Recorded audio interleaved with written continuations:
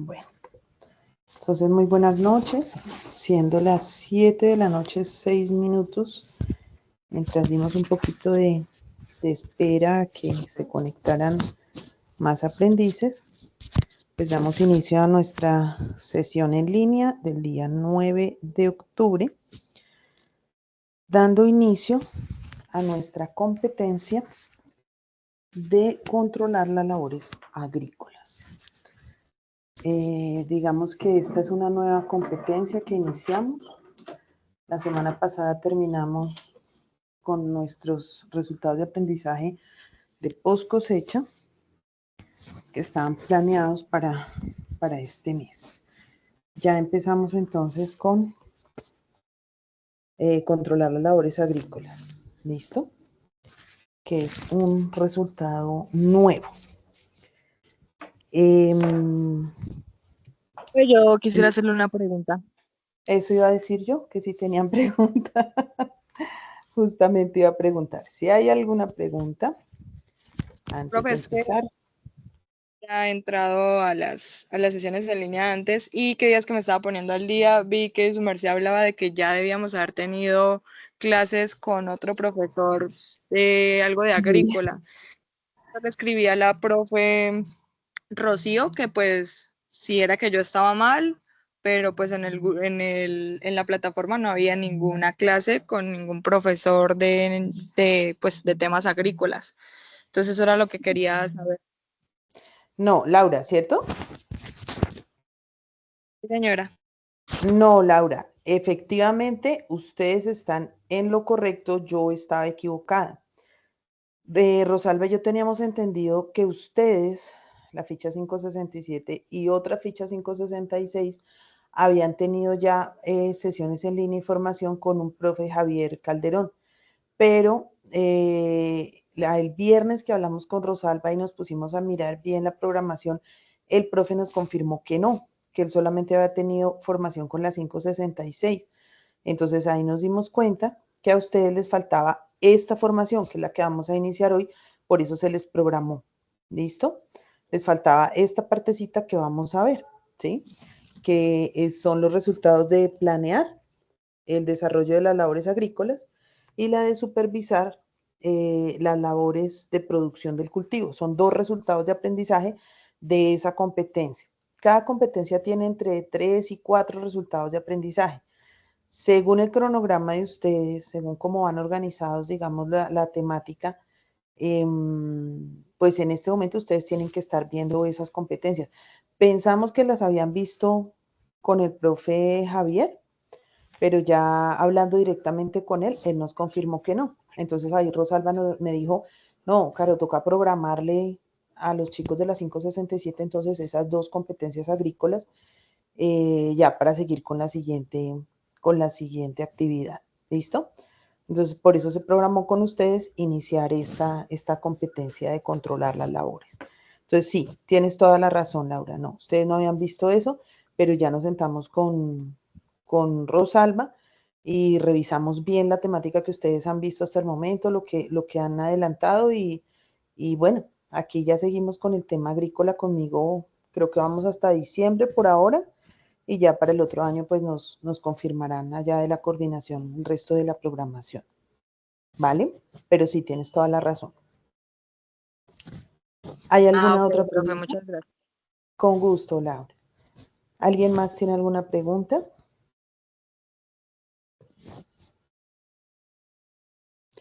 Bueno, les confirmo o les aclaro que los temas que ustedes ven conmigo son los temas del componente agrícola.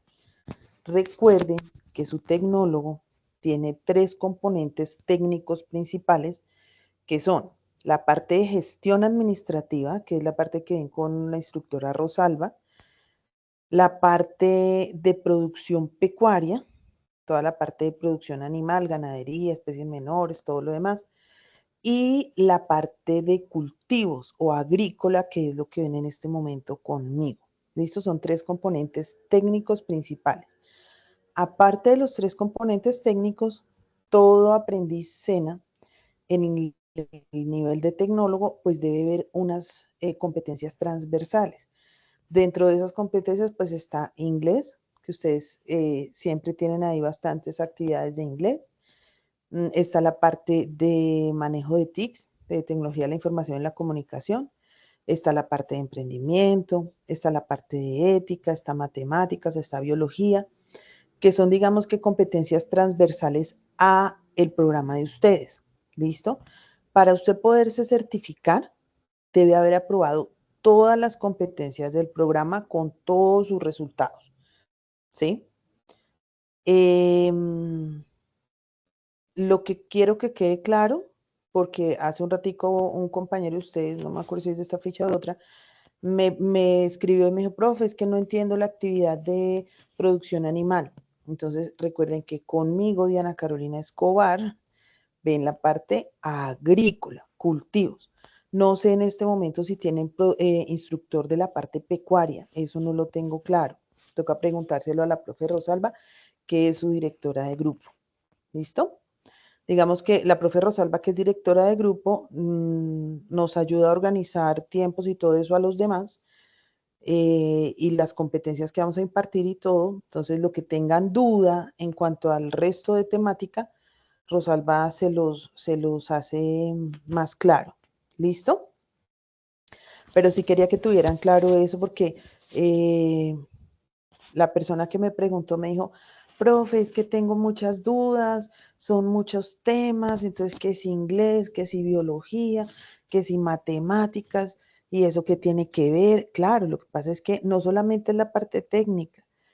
Un tecnólogo en el área que ustedes están, pues necesita ver mucha matemática porque ustedes son administrativos. Necesita ver mucha biología porque dentro de la biología está el tema animal y está el tema de plantas. Necesita manejar este tema de los computadores, de las tecnologías de la información y la comunicación, programas, aplicaciones. Aunque uno no crea, ahorita en el sector agropecuario hay mucha guía y manejo de aplicaciones que uno baja en el celular, conteo de plantas, manejo de drones, aplicaciones en la parte animal para llevar registros, bueno, una cantidad de cosas. Entonces, todas las competencias transversales son importantes para que ustedes puedan tener un buen desarrollo profesional. Y al final, cuando ustedes terminen toda su parte lectiva, que es lo que están viendo aquí con la temática, las actividades y lo demás, pues irán a una parte práctica, a su etapa productiva, donde van a afianzar conocimientos ya en la práctica. Para poderse graduar, pues necesitan haber hecho todo ese proceso, su parte lectiva con todas sus competencias aprobadas, su parte práctica también aprobada y ya pues para poder acceder a una titulación. Igual que si fuera presencial, igual que si el programa fuera presencial. Pero entonces sí quería hacerles esa claridad, ¿vale? Entonces, ¿qué tienen ustedes que estar pendientes? Abrir cada una de las fases, ver las guías de aprendizaje que hay dentro de las fases, desarrollar esas guías de aprendizaje, ¿sí? Eso tiene un orden, digámoslo de esa manera. Ir desarrollando las actividades que se proponen en las guías. ¿Listo? Y cuando terminen con esas actividades, pues siguen con la guía siguiente y así sucesivamente para que no se compliquen. Lo mismo es importante que ustedes tengan tiempo para leer la temática, para adquirir el conocimiento antes de hacer las actividades. ¿Qué he visto yo mucho? Que la gente se pone a desarrollar actividades sin haber leído la temática. A ver yo de qué me acuerdo, a ver a cuál le atino. Hay actividades que efectivamente tienen varias oportunidades de realizarse, hay otras que no. Hay otras que vienen con una sola opción de desarrollarse y hasta ahí. Y ya entra calificación, entonces verifiquen bien eso. No se pongan a ver cómo me va o a ver qué tanto sé. No. Lean porfa la temática primero. Si tienen dudas, ustedes saben que dentro de la plataforma está las herramientas para que se comuniquen, pidan ayuda a sus instructores, nos digan, mire, tengo dudas sobre esto, tengo dudas sobre lo otro, instructora. Aparte de eso, pues la instructora Rosalba también ha creado los grupos de WhatsApp, que son una buena ayuda para que ustedes no se sientan solos en este proceso y nos puedan escribir, nos puedan preguntar, pero hagan su proceso de manera organizada y lean los materiales de formación, vean las sesiones en línea. Miren que a veces el material uno no lo entiende tanto, la explicación que da el instructor o la instructora nos sirve para aclarar mejor los conceptos. Aprovechen todas las herramientas que hay en esta formación virtual. ¿Listo? ¿Alguna otra pregunta, chicos, los que están conectados? Bueno, si no hay preguntas, entonces voy a dar inicio a nuestra nueva competencia. Nosotros con ustedes iniciamos con el tema de post cosecha, porque así estaba planteado en el cronograma. Y yo realmente sí estaba convencida de que habían visto este tema de cultivos. La producción agrícola tiene un proceso, ¿cierto? Como todo, tiene un paso a paso, tiene un inicio y tiene un final. Lo que nosotros vimos de post cosecha el mes pasado ya es como el final, ¿sí? Lo que uno hace de últimas, que es cosechar. Entonces, nos faltó ese inicio. En las guías y en el material que ustedes tienen allá sí está en orden. A nosotros se nos cruzó un poquito la programación de estas sesiones en línea, pero igual vamos a retomar y hacerle contexto a lo que se vio en post cosecha. Entonces, lo que vamos a iniciar es la parte de mantenimiento de cultivo. ¿Un cultivo cómo inicia? Un cultivo inicia desde que yo escojo el cultivo que va a sembrar. ¿Cómo decido yo lo que voy a sembrar? Porque ya he hecho un estudio de mercado, porque ya sé qué se siembra en la zona, porque ya he hecho un estudio de suelo y sé si me sirve o no me sirve para X o Y cultivo, porque he hecho un estudio climático también y sé que si ese clima, para qué tipo de cultivos me sirve. Entonces, son muchos los factores que yo tomo en cuenta para definir qué cultivo voy a sembrar. Después de que mi cultivo ya está claro, entonces tengo que empezar a hacer un estudio de mercado y tener claro a quién le voy a vender. Uno diría, pero ¿por qué va a empezar por el tema de la venta si hasta ahora está planeando el cultivo?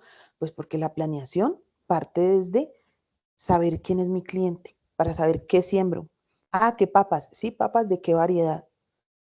Ah, pues de las que se vendan. ¿Cuáles son las que se venden? Hágase un estudio así, sea por encimita, pero de mercado. ¿A dónde va a vender usted? En Bogotá, alrededor de Bogotá, va a mandar para Medellín, va a mandar para la costa. ¿Quién es su cliente? Y con esa información empieza a tomar decisiones en la planeación del cultivo. ¿Cuánto voy a sembrar? ¿Voy a sembrar todo de un solo tiro o voy a esperar y voy a dividir mi parcela en 2 o en 3?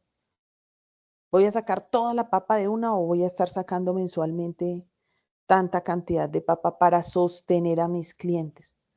La papa, por ejemplo, es un cultivo que dura 6 meses el ciclo. Entonces yo tengo, si siembro todo de una, tengo papa hoy y hasta dentro de 6 meses vuelvo a tener. ¿Será que mi cliente, por ejemplo, que son los fruer de la ciudad de, no sé, Medellín, será que me aguantan hasta dentro de 6 meses a que yo les vuelva a traer papa? Toca pensar en eso, creo que no. Entonces, ¿y si mejor cojo esas 5 hectáreas y las divido y siembro este mes una parte, dentro de 2 meses otra parte, dentro de 2 meses otra parte, como para tener cosechas más cercanas? ¿Será que eso es mejor? Eso se llama planeación del cultivo. Saber qué voy a sembrar, cómo, cuándo, dónde, eso es la planeación. Esas son, digamos, que las preguntas básicas que se debe hacer todo emprendedor o todo productor. En este caso hablamos de productores agrícolas. El productor agrícola se debe hacer esas preguntas antes de empezar el cultivo. ¿Qué nos pasa con nuestros productores? Que ellos se hacen esa pregunta cuando ya van a sacar su producción. ¿A quién le vendo esta papa que ya tengo aquí en estos bultos?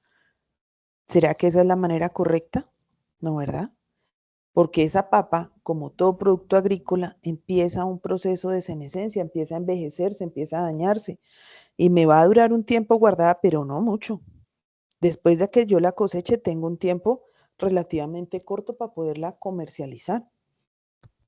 Entonces, ese tema del día que yo la saqué es porque ya sé cómo la voy a empacar, si la voy a lavar, si no la voy a lavar, a dónde la voy a mandar, todo, ya tengo todo listo.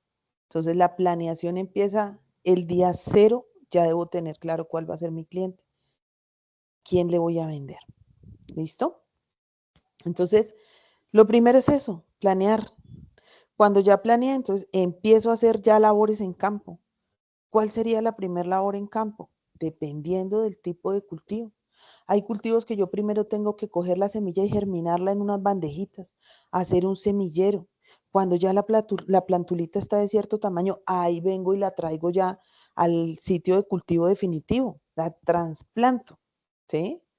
Cultivos como por ejemplo la palma de aceite requieren un año en vivero antes de que yo la traiga a sitio definitivo. Así algunos frutales, cítricos, mango, requieren primero un tiempo en vivero, eso se llama la etapa de propagación vegetal, cuando yo genero mi primera plantica. Y ya después vengo y hago un trazado en el suelo, primero le hago una preparación a ese suelo, el suelo hay que prepararlo para recibir la planta, hacerle un análisis químico y físico, coger una muestra de suelo, que eso tiene una técnica de coger ese muestreo, llevarla a un laboratorio, saber qué tiene mi suelo desde el punto de vista químico, desde el punto de vista físico y ahora desde el punto de vista biológico. Antes, hace 20 años que estudiamos agronomía, nosotros no nos hablaban tanto de la parte biológica. Hoy sí, afortunadamente. Y la parte biológica es fundamental. Esos microorganismos que viven en el suelo, la materia orgánica que tenga el suelo, eso es el éxito de un cultivo. Eso hace mejorar la fertilidad y la calidad del suelo. Eso lo evaluamos hoy en día. Entonces, hay que tomar esos análisis, llevarlos a un laboratorio y hacer que ese laboratorio me dé unos resultados, yo evaluar esos resultados. ¿Qué me sale en un análisis de eso? ¿Qué me le evalúan al suelo? En la parte química se le evalúa la acidez, el pH, se le evalúa la conductividad eléctrica, que se le mide básicamente al agua del suelo, y se le mide la capacidad de intercambio catiónico, que es el suelo está cargado eléctricamente como una pila, ¿cierto? Con positivos y negativos. Entonces, eso se le evalúa al suelo, la conductividad eléctrica, sobre todo la capacidad de intercambio catiónico.